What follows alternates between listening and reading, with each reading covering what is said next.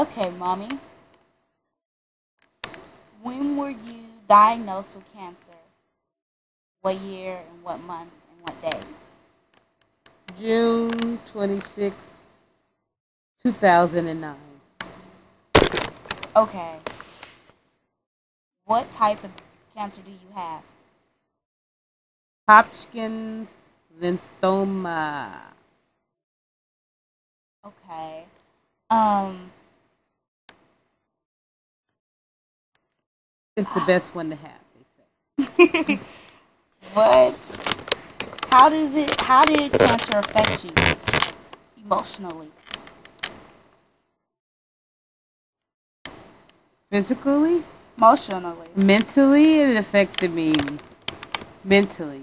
Isolated. Um, Not a social life. How did it feel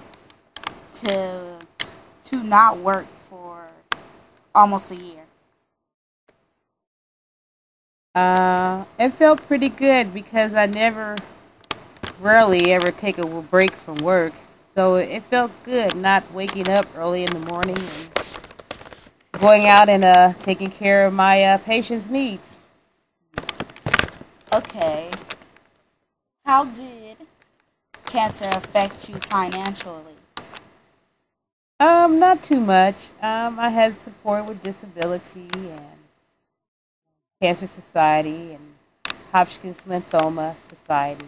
So, um, I really was not really stressing for money. Who helped you the most throughout your cancer treatments and everything? I couldn't have did it if it wasn't for my 3 kids. Aw. Okay. Who for when you were depressed, who did you talk to?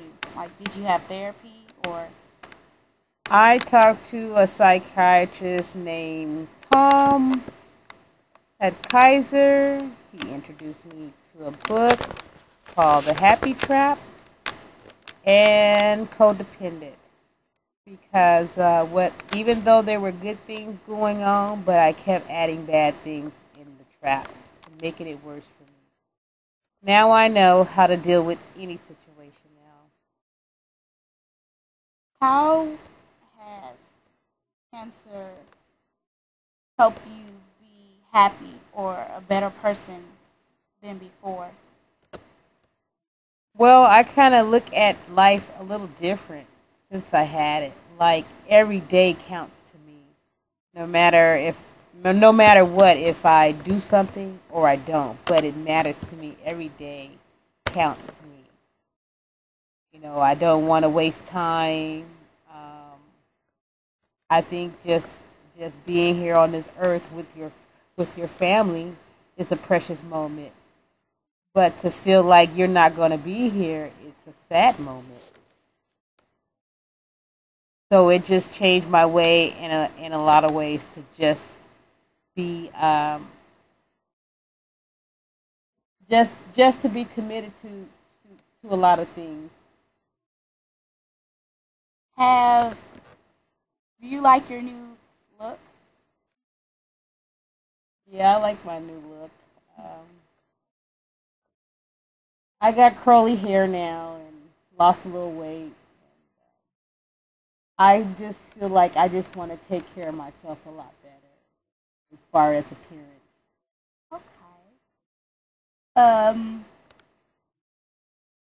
how did you survive cancer? Like, what did you do, and how did what date did you what date or when did your cancer craziness stop? What do you mean by craziness? Like Like, chemo? yeah, chemo and radiation.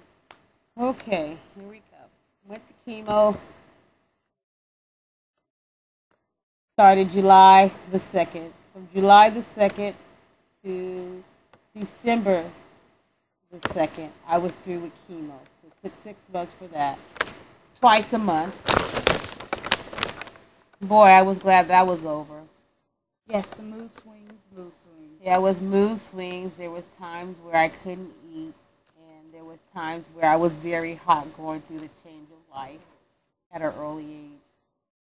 Um, After that, I did all the tests and found out that they thought the cancer was still growing. So I had another CAT scan slash surgery biopsy. They did the biopsy, meaning that they removed the tumor to do the biopsy to see if there was any activity in there. And there was no finding, it was benign.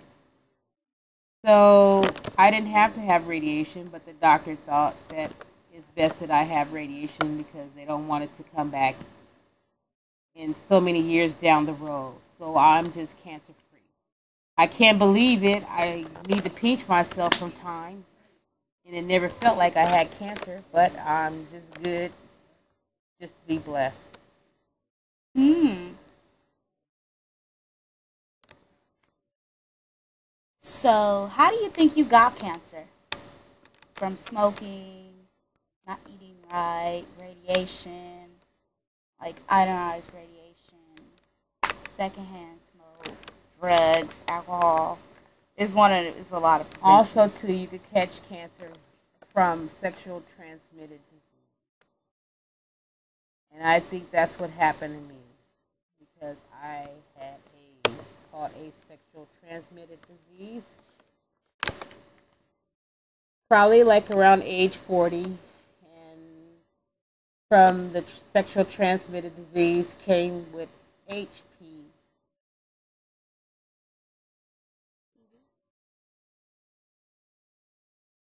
HPC. Oh. Okay. Well, anyway, it's the virus that carries the cancer cells. 5 years later down the road, then that's when I was diagnosed with lymphoma. On top of that, I have lupus, so they said that that could have been linked to my cancer because they're both blood diseases. Amazing. So, what type of advice can you give people who have cancer or their family members have cancer?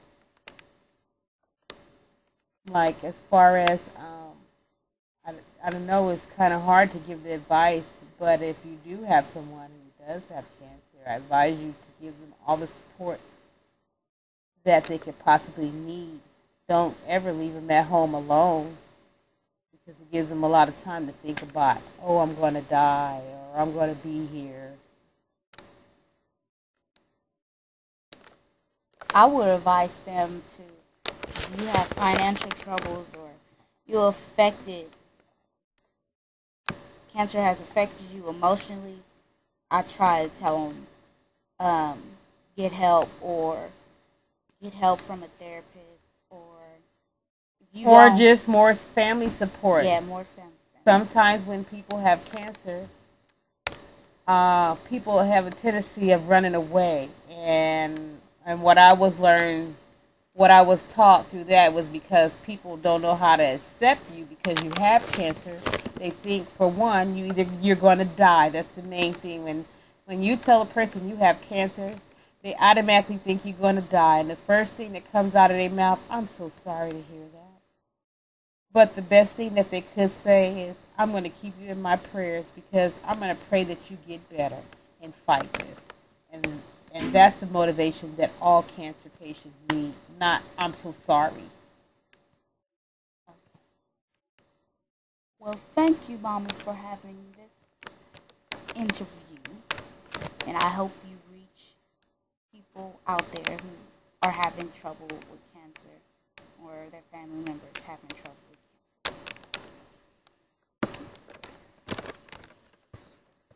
You're welcome.